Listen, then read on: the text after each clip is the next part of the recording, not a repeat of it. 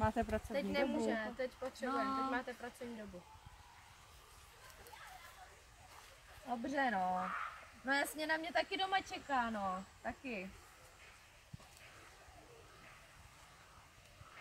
Že úřednice, Černý. Jestli chceš, tak zelený. Černý. Černozelený. úřednice telefonuje, takže nemá čas na klienty, co tady jsou. Tak za 4 hodiny dáme to kapčo, jo. Ono to uteče konečně.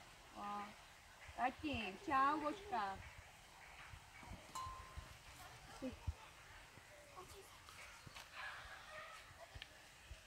A máte tam všechno určitě, jo? Jo. Vlastně. Kontrolovali nám to v bance. No dobře, no. Tak musíme to tady projít, víte co?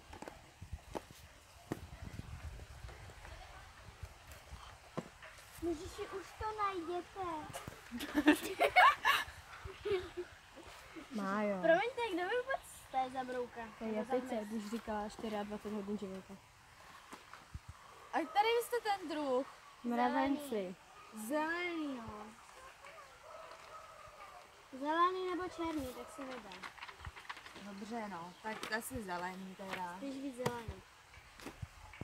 Takový svítivě zelený. Potvrzení.